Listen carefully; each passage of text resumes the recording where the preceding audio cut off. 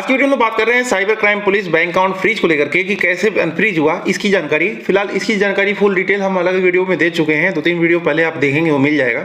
साथ ही इसमें भी आपको बहुत सारी बातों पे बात करेंगे। 7 ऐसे क्वेश्चन हैं जो कि अलग अलग व्यूअर के अलग अलग अनुभवों के आधार पर आधारित हैं, उन पर बात करेंगे। बैंक अकाउंट ब्लॉक क्यों होता है, फ्रीज क्यों होता है, अनफ्रीज कैसे कराएं, लीन कैसे हो जाता है, इन बातों पे हम बात कर चुके हैं। अगर आपका अकाउंट फ्रीज हो गया है तो आपके सामने कुछ 5, 6, 7 प्रश्न ऐसे आ जाते हैं जो कि आपके इर्द गिर्द घूमते हैं और आपको उसका जवाब नहीं मिलता है। एक तो साइबर क्राइम पुलिस द्वारा बैंक अकाउंट आपका फ्रीज हो गया है, आपको ये बात की जानकारी हो चुकी है, तो आप बैंक जाते हैं। अब बैंक से जब डिटेल मांगते हैं साइबर क्राइम पुलिस, कहाँ की साइबर क्राइम पुलिस द्वारा आपका बैंक अकाउंट फ्रीज है, तो बैंक मैनेजर आपकी हेल्प नहीं करते, बैंक डिटेल नहीं देती है। तो अगर बैंक डिटेल ना दे तो आपको क्या करना चाहिए, क्या कदम उठाने चाहिए, क्या फर्स्ट स्टेप आपका होना चाहिए।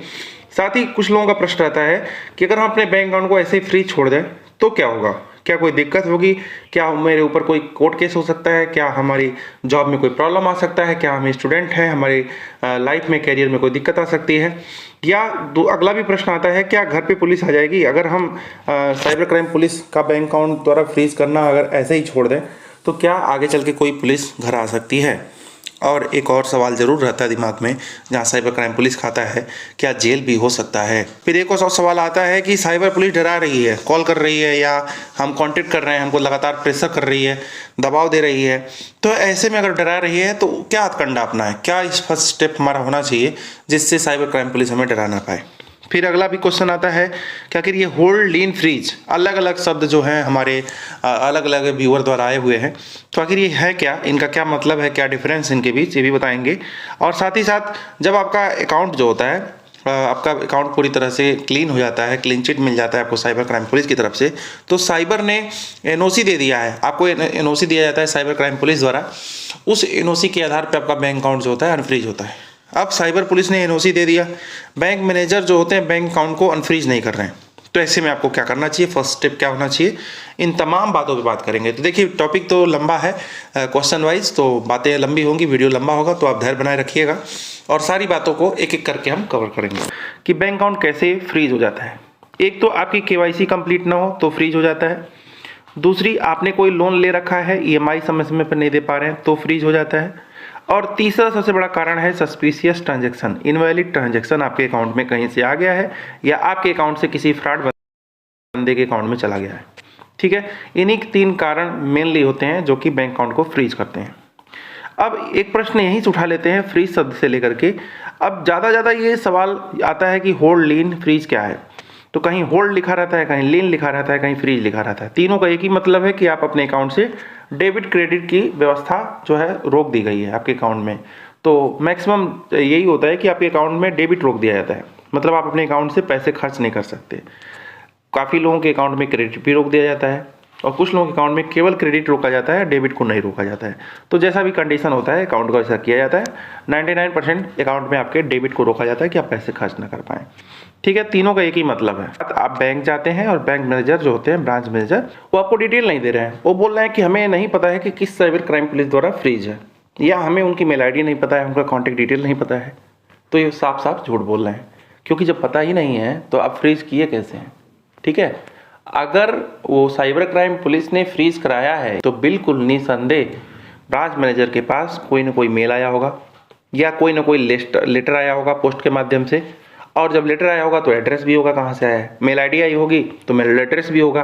तो बिल्कुल ब्रांच मैनेजर अगर ये बात कह रहे हैं तो झूठ बोल रहे हैं, उनका ये उत्तरदायित्व है कि उन्हें सारी डिटेल देनी चाहिए। साथ ही साथ उन्हें कंप्लेन नंबर भी देना चाहिए, आपको एक्नॉलेजमेंट नंबर जरूर लेना चाहिए जिसे कंप्लेन नंबर भी कहते हैं। साथ ही साथ कहाँ की साइबर क्राइम पुलिस द्वारा फ्रीज करा गया वो, उनकी मेल ID और उनका कॉन्टैक्ट डिटेल है, मोबाइल नंबर, जो IO, जो इंस्पेक्शन ऑफिसर, जो इन्वेस्टिगेटिंग ऑफिसर आपका मैटर देख रहे हैं, उनका कॉन्टैक्ट डिटेल अगर है तो उसे भी आपको प्राप्त करना चाहिए, ब्रांच मैनेजर को देना चाहिए। अगर नहीं दे रहे हैं तो आप किसी जान पहचान वाले के ले जाइए, उनसे लीजिए।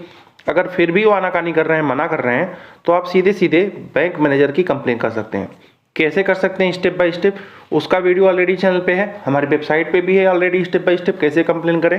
कंप्लेन करने 24 से 48 घंटे के अंदर कैसे ब्रांच मैनेजर और बैंक के ऊपर कंप्लेन का असर हुआ और कैसे आपका प्रॉब्लम सॉल्व हो गया, उसका भी वीडियो और उसका भी स्टेप बाय स्टेप डिटेल कैसे करें, सब कुछ मेरे वेबसाइट पे मौजूद है। हमारे वेबसाइट तक कैसे पहुँचे तो वीडियो के डिस्क्रिप्शन बॉक्स में हम लिंक दे देंगे, वहाँ से आप पहुँच जाएंगे और वहाँ पे सारी चीज़ें देख लेंगे आप, ठीक है। अब अगली बात आती है, आपको बैंक डिटेल तो मिल जाएगा, ठीक है, नहीं सीधे तो टेढ़े करके, कैसे भी करके। अब अगला प्रश्न आता है कि हम अपने बैंक अकाउंट को ऐसे फ्रीज ही छोड़ दें, फिर क्या होगा? कुछ नहीं होगा, कोई दिक्कत नहीं होगी, आपको कोई प्रॉब्लम नहीं होने वाली है भविष्य में। अगर कोई बड़ा मैटर नहीं है, मतलब ट्रांजैक्शन बहुत बड़ा नहीं है, लाखों का नहीं है, करोड़ों का नहीं है, तो कहीं कोई दिक्कत नहीं होने वाली। 1000, 2000, 5000, 10,000, 20,000 तक है तो आपको कहीं कोई दिक्कत नहीं होने वाली। बस अकाउंट वैसे फ्रीज रहेगा, डेबिट क्रेडिट जो रुका है रुका रहेगा, बाकी आगे कोई दिक्कत नहीं होती है, ठीक है। तो क्या घर पे पुलिस आ सकती है? तो बिल्कुल नहीं, इतने छोटे मैटर में कहीं पुलिस कोई घर नहीं आने वाली है, ठीक। क्योंकि बड़े बड़े ट्रांजेक्शन जो घपला करते हैं, जो फ्रॉड करते हैं लाखों करोड़ों वाले, उनके घर पे इस तरह का केस होता है, देखने को मिलता है, पुलिस वगैरह आती है। जेल हो सकता है, तो जब पुलिस नहीं आएगी तो जेल कहाँ से हो जाएगा, ठीक है। तो कहीं जेल वल नहीं होने वाला है, तो साफ साफ इस बात से नकारा जा सकता है। हाँ, लेकिन बड़ा मैटर है, बड़ा मामला है, कोई आतंकवादी गतिविधि का 1 भी रुपया आया है, ठीक है, फिर तो आपको जेल जाना है, फिर आपको पुलिस भी आपके घर आ सकती है।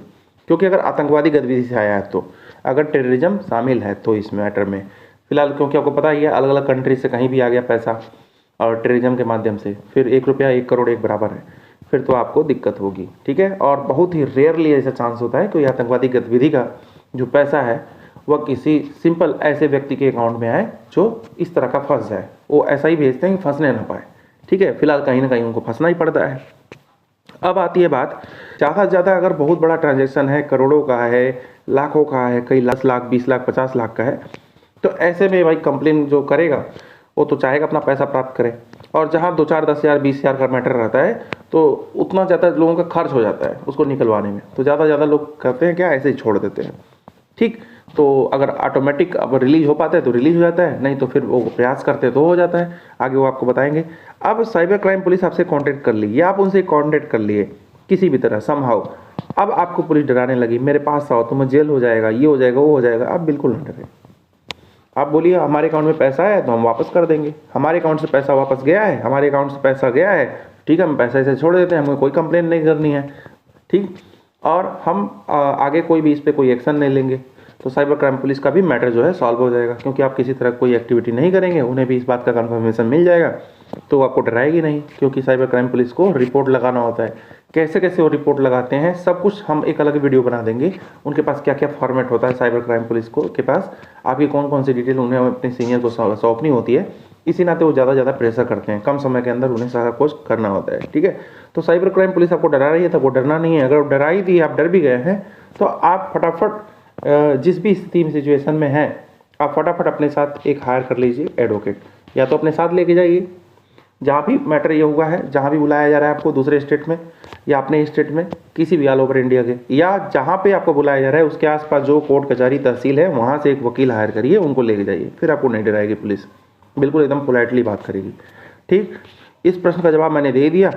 अगला बात आता है, अगर आपका मैटर सारा क्लियर हो गया है और साइबर क्राइम पुलिस से आप एनओसी भी ले लिए, नो ऑब्जेक्शन सर्टिफिकेट जिसे कहते हैं, कि साइबर क्राइम पुलिस को कोई आपसे दिक्कत नहीं है, आपके अकाउंट से दिक्कत नहीं है, आप जो मर्जी हो अपने अकाउंट में आप जो है ट्रांजैक्शन पहले की तरह कर सकते हैं।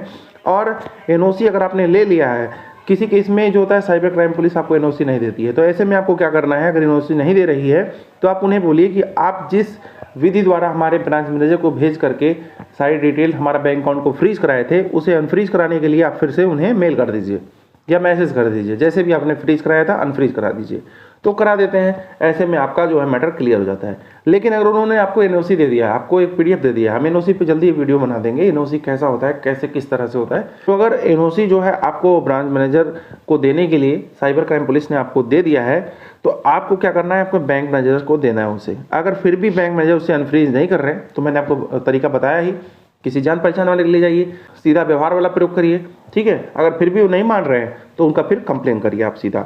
या तो बहुत सारे लोग कहते हैं कि हमारा तो कोई ब्रांच ही नहीं है, तो फिर हम कहाँ जाएं, तो आप अपने कस्टमर केयर से कंप्लेन करें। कुछ भी नहीं है तो आरबीआई के अंडर तो आते ही हैं सारे बैंक और एनबीएफसी। अगर आपका बैंक नहीं है, ब्रांच नहीं है, तो मतलब बैंक नहीं है, वो एनबीएफसी होगा, ठीक है। अगर वो एनबीएफसी है, किसी कोई फाइनेंशियल कंपनी है, कहीं कोई जैसे एयरटेल पेमेंट बैंक वगैरह है, इस तरह का कुछ है, तो आप कस्टमर को कंप्लेन करिए। अगर वो फिर भी जो है एक्शन नहीं ले रहे हैं, तो आरबीआई को कंप्लेन करिए। कैसे स्टेप बाय स्टेप कंप्लेन करें उसका वीडियो, एक्शन हो गया उसका वीडियो, क्या रिव्यू दिया व्यूअर ने उसका वीडियो, और ये सारी बातों का स्टेप बाय स्टेप कैसे कंप्लेन करें, कैसे एक्शन हुआ, सारा पोस्ट मैंने ऑलरेडी अपने वेबसाइट पर लिख रखा है। हमारे वेबसाइट पर जाने के लिए वीडियो के डिस्क्रिप्शन बॉक्स में लिंक है, वहाँ से क्लिक करते ही वहाँ तक आप पहुँच जाएंगे। साथ ही साथ आप अगर all over India cyber crime police bank account को अनफ्रीज कराने के लिए उनसे कांटेक्ट करना चाहते हैं तो मेल आईडी, कांटेक्ट डिटेल हमने ऑफिशियल उनकी अलग अलग ऑल ओवर इंडिया की वेबसाइट से लेकर के अपने वेबसाइट पे डाल रखा है। ठीक है, तो आप उस पर कॉल कर सकते हैं या उस पर मेल कर सकते हैं। एक बार अपने स्टेट का जो भी साइबर क्राइम पुलिस का आपको अगर मिल जाए वेबसाइट तो वहाँ से देख लीजिए। फिलहाल all over India central government का एक ही होता है, लेकिन स्टेट वाइज भी अलग अलग जो होता है डिस्ट्रिक्ट वाइज साइबर क्राइम का मामला देख रहे होते हैं लोग, तो उनकी मेल आईडी से आप क्रॉस चेक कर लीजिए, मैच कर लीजिए। नहीं मिल रहा है तो आप उस पर एक बार मेल करिए, उनको जवाब आपको मिलेगा तो आप उससे कांटेक्ट करते रहिए। तो ये सारी डिटेल भी अपने वेबसाइट पे मैंने लिख रखा है। हमारे वेबसाइट तक कैसे पहुंचे, वीडियो के डिस्क्रिप्शन बॉक्स में लिंक है, वहाँ पहुँच सकते हैं। कुछ इसके अन्यत्र भी पूछना हो तो कमेंट बॉक्स में लिख सकते हैं। सोशल मीडिया का लिंक भी वीडियो के डिस्क्रिप्शन बॉक्स में है, वहाँ से भी हमसे कॉन्टैक्ट कर सकते हैं, फेसबुक, इंस्टा से। और कुछ पूछना हो तो जरूर लिखिएगा। अभी के लिए बस इतना ही, धन्यवाद।